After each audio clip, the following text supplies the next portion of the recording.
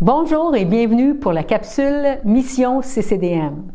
Dans cette capsule, nous aurons des nouvelles fraîches de quelques-uns de nos missionnaires que nous soutenons et nous serons invités à prier pour eux ainsi que pour ceux qu'ils desservent. Ce mois-ci, débutons avec Joanne, avec une lettre de nouvelles du Québec. En effet, nous avons reçu un mot du pasteur Gabriel Duchesneau de la Sarre en Abitibi au sujet des feux qui sévissent en plusieurs endroits au Québec. Il nous écrit: Bonjour amis et familles du CCDM. Comme vous le savez sans doute, il y a plusieurs feux de forêt qui sévissent dans notre région. Plus près de nous, plusieurs villages ont dû être évacués par mesures préventives dues au vent et à la fumée. Tout est sous contrôle ici à la Sarre et il n'y a aucun danger pour l'instant. Nous sommes à plusieurs kilomètres de distance de l'incendie en question. Notre ville et plusieurs citoyens accueillent les évacués pour leur apporter main forte. Et nous applaudissons haut et fort le travail de toutes les équipes sur le terrain. Et nous sommes reconnaissants pour tous ceux qui sont en première ligne pour combattre ces feux. Un grand merci à vous tous. Il termine en spécifiant: nous vous demandons de prier avec nous pour une intervention divine dans cette situation. Prions pour la pluie, prions pour les hommes et femmes qui combattent ces feux. Que Dieu renouvelle leur force et les protège. Toujours au Québec, rejoignons maintenant Marlène Dufault et Claude à notre studio d'enregistrement. Ce dernier a le plaisir d'interviewer Marilyn concernant son récent voyage réalisé au Bénin, en Afrique. Bonjour Marilyn, content de t'avoir avec nous aujourd'hui. Tu reviens de 2 mois au Bénin, en Afrique, pour un voyage missionnaire. Première question que je vais te poser, as-tu eu un choc culturel en allant là-bas? Je dirais que au niveau de la chaleur, il fait très chaud avec l'humidité. C'était ressenti environ 33 degrés à tous les jours. Donc pour moi, ça a été un peu plus difficile de vivre ça tous les jours pendant 2 mois. Mais au niveau du reste, je n'ai pas vécu tant de difficultés. OK. Quel besoin tu allais rencontrer quand tu t'en allais là, au Bénin? Il m'avait demandé d'être là pour prendre soin des enfants, m'occuper du ministère des jeunes et aussi de pouvoir parler aussi avec les parents pour leur donner des techniques d'intervention à faire avec leurs enfants, comment s'amuser avec eux, de les éduquer dans l'amour. Et quand je suis arrivée là-bas, ils ont rajouté aussi que je pouvais aussi m'occuper de leur jeunesse, les adolescents, ce qui n'était pas prévu au départ. Parce qu'avant la COVID, ils le faisaient et ils avaient arrêté, donc ils voulaient reprendre. Et comme j'étais là, ils en ont profité pour que je puisse aussi participer. OK. Ça a été quoi ton expérience avec les enfants? Avec les enfants, en fait, c'était les dimanches. À l'école du dimanche, on animait des activités, des chansons, on les faisait danser aussi. On parlait d'une histoire dans la Bible avec eux aussi. Et tout en s'amusant, en leur posant des questions, ils participaient. Et au départ aussi, pendant une semaine, on a fait la semaine de Pâques. Nous avons animé des activités à tous les jours. Et les enfants ont même pu faire une chanson qu'on a tous préparée avec eux et qu'ils ont présentée devant les parents aussi. Et les enfants venaient par eux-mêmes et une journée, nous étions 60 enfants. Donc, on voyait qu'ils étaient très intéressés car c'est eux qui choisissaient de venir.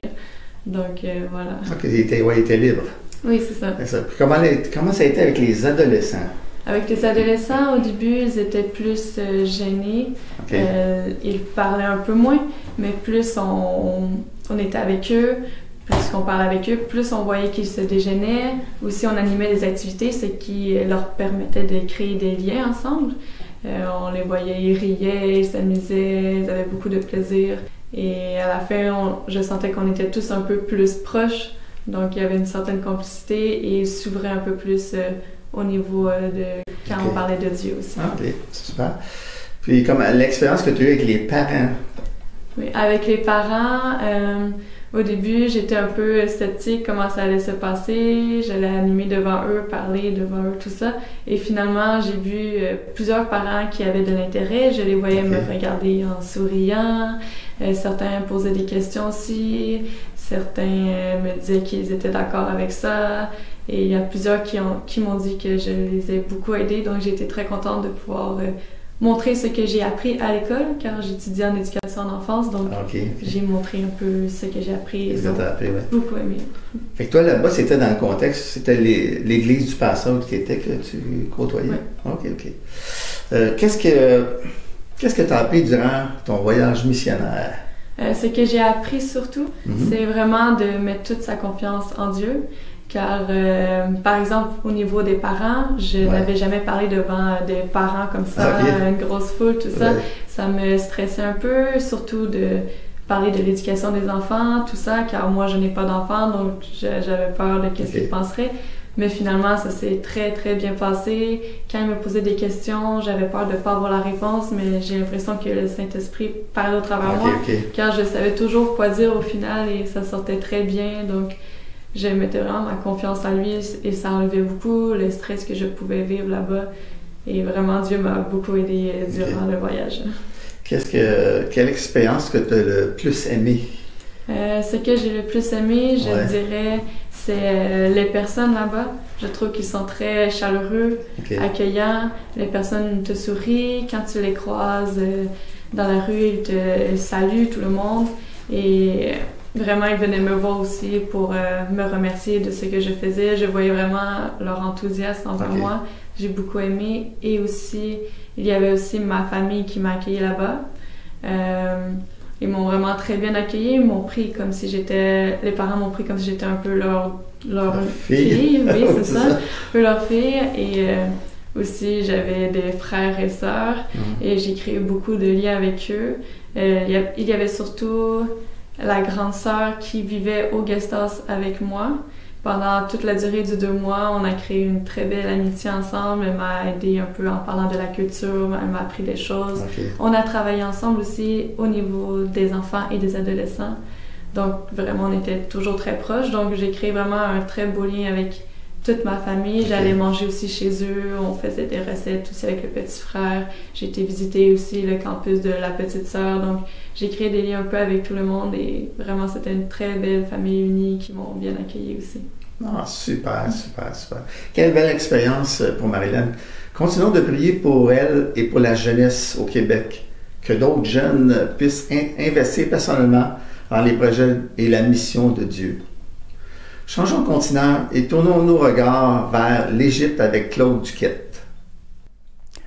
Nous avons reçu une courte vidéo de Yvette Isaac du ministère Road of Success.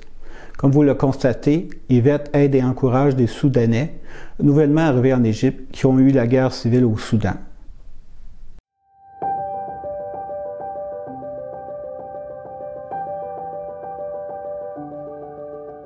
We are here to visit the families that we want to bless and talk to them with love and gentleness to heal their hearts. ايه اكتر حاجة محتاجينها دلوقتي؟ اكتر حاجة اللبس والاكل. ايه حكاية راوس؟ دي النفس مش قادرة تتنفس؟ في السودان كان عندك ايه؟ عندك ضغط هي بوضع الزيادة دي محتاجة لعملية، لكن عشان في السودان مش معاها حاجة وما فيش دكاترة متوفرين مش قدرت تعمل العملية.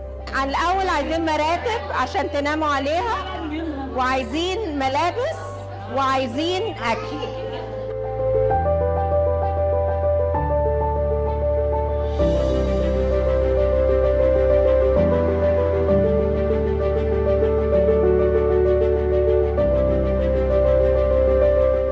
ولا في أكل ولا شرب ولا أي حاجة.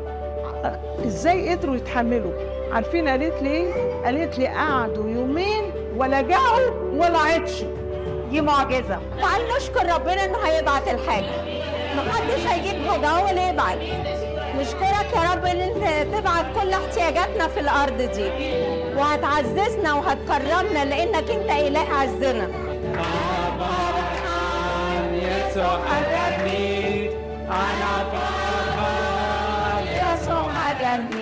Sharif, where are you from? South Sudan. Oh, a refugee from South Sudan. When did you arrive to Cairo? Yesterday. Do you have food here or you need food? What do you need? What is the most thing that you need? I have like it. You have no clothes? Yes. God will provide clothes for you and food for you. You know that Jesus was a refugee too?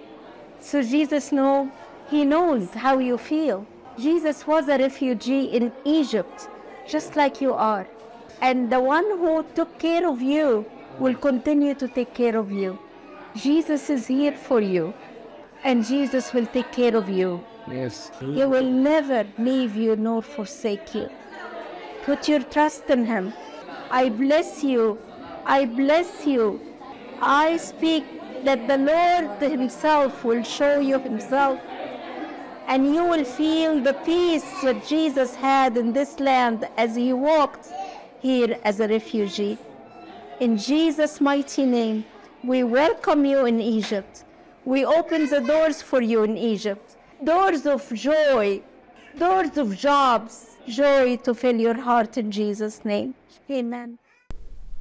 Prions pour ces réfugiés afin que tous leurs besoins soient rencontrés et qu'ils soient encouragés, soutenus dans ces temps si difficiles.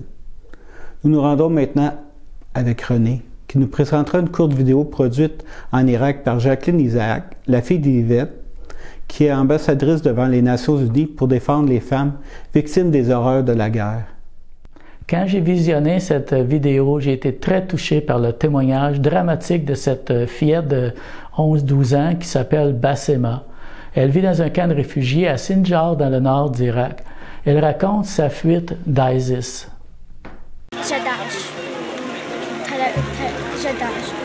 تركنا السنجر ورحنا على الجبل من الجبل رحنا على الديعة تبعنا كان في ديعة تبعنا نحن عليها من قالنا ان اجوا داعش رحنا من هذيك الديعة لديعة ثانية من هذيك الديعة قال نحن رحنا للجبل بدون سيارة بدون شيء ما اخذنا معه ولا اي شيء. كنتي خايفة؟ اي والله كنت خايفة كثير ما اخذنا ولا شيء معنا بدون ماء وبدون أكل. رحنا على الجبل من الجبل اجينا لسوري من السوري اجينا لهون كان في مدرسة هناك رحنا عليها.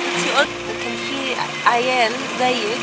ايه في مرة كانت ولدت بالجبل ترك ولدانا ولدين تركون وراحوا عشان كانوا مش قادرين يستحملوا. ايه المشوار كان كبير عليهم. تاكلي في ال9 أيام اللي رحتي على سنجار؟ لا ما أكلت ولا شيء. ولا شربتي؟ بلا شربت بس ما كانت شرب. أنا كنت رح موت إذا ما أجينا. كنت دائما راسي عم يوجعني. كنت دائما عم بكي. قتل واحد منا لما مات كنا بكينا عليهم وكلنا انجرحنا منه. Little by little, she would ask me questions. And what I realized is she just wanted to know that she was loved. She forgot about everything she went through for those few moments. And she's asking her parents if she can stay with me that whole day. And she said she wanted to be a doctor. So we took her to someone on her team who was a doctor helping in the camp. Her face just started to light up. She was dreaming of the future. She said, I want to come to America one day and I'll be the best doctor in the entire world. And then something happened. It was the man, and he said to me, how dare you tell this girl to hope? Can't you see the clothes? And he took her clothes like this. Can't you see the clothes that's ripped up? Can't you see that she's an IDP and then she just fled from terror and she's messed up in the head? How dare you tell her that she has hope? Looks at the girl, he says, flee, you get out of here, you run, scram. The girl runs away. I left the clinic, my heart was broken because the last message Bassema heard was that there was no hope. Went to the camp, thousands of people there, impossible to find her again. But God, who is the God of the possible, who knows and teaches us that there is nothing impossible, plants us right in front of her tent. We get out of the bus and guess who's there running towards me? Beautiful Bassema, hugging me and kissing me. And she said, I knew you would come back for me. I knew. See what a little seed of hope can do. انتي قمر وهتبقي حاجة كبيرة. اتعلمتي ايه النهاردة؟ اتعلمتي تحلمي كبير. It was amazing to see what a girl who fled ISIS could look like after a little seed of someone saying, I care, you're special, God brought me here for you. If we can all do the same. Parfois, nous manquons de mots pour exprimer ce que nous ressentons face à des situations telles que vécues par Bassema. Prions pour elle, Bassema, pour les enfants qui doivent vivre de si grands traumatismes. Nous vous invitons à soutenir financièrement ce beau ministère d'Yvette Isaac de Roads of Success. Maintenant, Claude va nous conduire en prière pour les besoins mentionnés dans cette capsule. Maintenant, nous voulons prier, Seigneur, vraiment, tu vois tous ces feux qui sont au Québec, Seigneur, tu vois les victimes, Seigneur, de tout ça, ces déménagements-là forcés, Seigneur, et que tu puisses aider ces pompiers, Seigneur, ces gens qui sont au travail, Seigneur, au front, Seigneur, que tu puisses renouveler leur force, Seigneur, que tu puisses amener la résilience chez les gens qui sont victimes de tout ça, Seigneur. Nous avons des églises qui sont par là-bas, Seigneur, que tu puisses vraiment aider nos frères qui sont vraiment impliqués dans ces régions-là, Seigneur. Nous voulons prier aussi pour les gens, comme nous avons vu dans cette vidéo, Seigneur, en Égypte, en Irak, Seigneur, et que tu puisses vraiment mettre ta main puissante, Seigneur. Merci, Seigneur, pour Marilyn, cette relève, Seigneur, pour les jeunes, Seigneur, que tu puisses encourager les jeunes à vraiment s'impliquer dans les missions, Seigneur, parce que cela, ça a un impact vraiment sur nous et ainsi sur notre Église, Seigneur, que tu puisses vraiment bénir toutes ces missions que nous faisons, Seigneur, et vraiment merci pour, oui, Seigneur, pour le soutien de notre Église financier en prière, Seigneur. Nous voulons te remercier pour toutes ces choses. Amen. Que de témoignages touchants. N'oubliez pas de continuer de prier pour nos missionnaires et ceux qu'ils desservent. Soutenons-les financièrement. Ce que nous donnons a un grand impact parmi les nations et sert les intérêts et les ambitions et les projets de Dieu. Notez bien que la prochaine capsule sera diffusée le 2e mardi du mois de juillet et d'ici là, que Dieu vous bénisse.